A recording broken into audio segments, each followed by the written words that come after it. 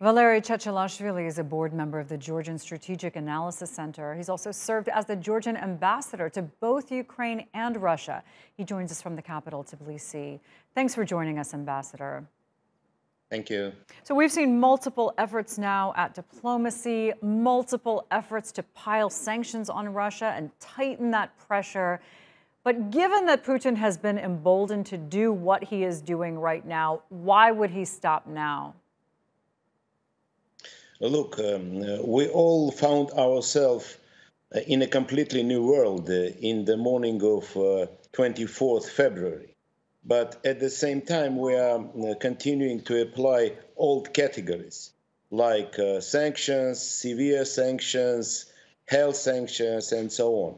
I think that it's not relevant now. We have to speak about the complete economic, financial, and trade isolation of Russia, plus political and diplomatic isolation of Russia.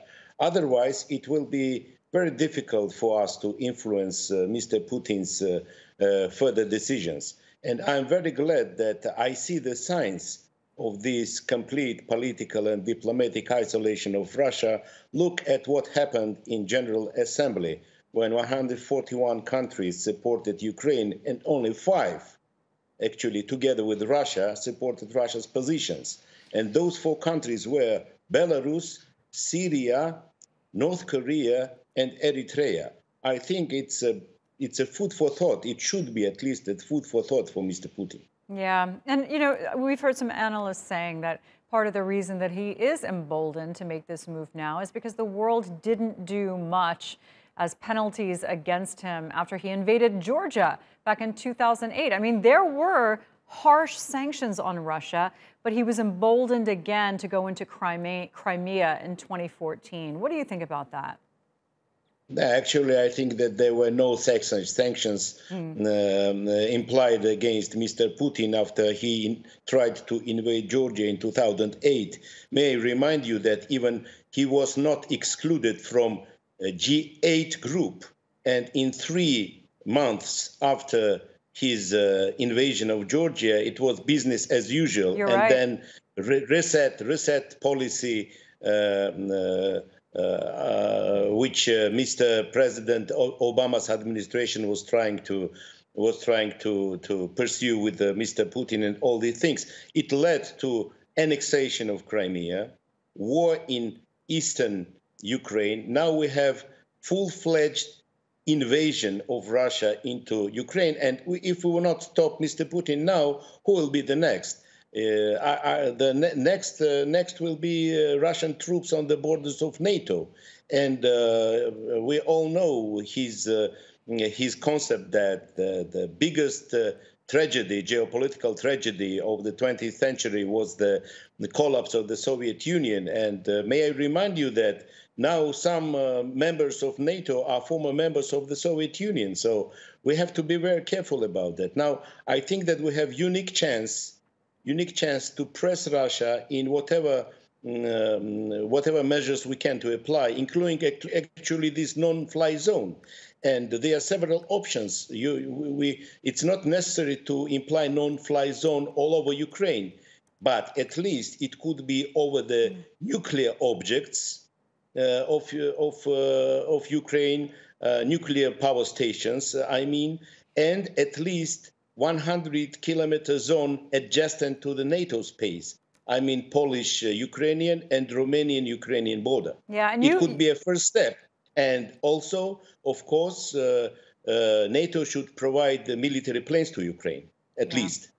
Well, now the world sees what Putin is willing to do. There were many who thought there was no way he would take this action in Ukraine. Does that raise those fears that he would be willing to use tactical nuclear weapons if the West does make further military moves? Well, I agree with you that all experts actually were united in idea, or actually all of them, that it was impossible for Putin to invade first Georgia, then annex Crimea, then undertake this full-fledged invasion to Georgia, because he's speaking about the special military operation. Now Mr. Putin is speaking about the possible involvement of NATO into military conflict. I think that there is no certainty even in Russian political elite what they are doing at the moment. But Putin demonstrated that it's very difficult to calculate, and it's beyond rationale what he is doing. Yeah. Remember, his own generals, General Ivashov, General Khodorionok, were warning him. And I know these generals personally. I was negotiating with them withdrawal of Russian troops from Georgia in the middle of '90s, at least with General Ivashov. He's not Democrat. His mind is complete imperialistic. But even he warned Putin. Putin didn't hear him. Okay. Now I think that we're approaching to a certain stage where Mr. Putin will have to take his decisions, either to retreat or to apply these crazy ideas about these tactical nuclear weapons and so on. But I think that everyone understands, although around him in Russia, in Kremlin, and we see the signs of it, that it will be tragedy, of course, for Europe, because he's going, if any, he's considering to use tactical weapons, not strategic nuclear weapons, of course, because technologically he will not able to do that.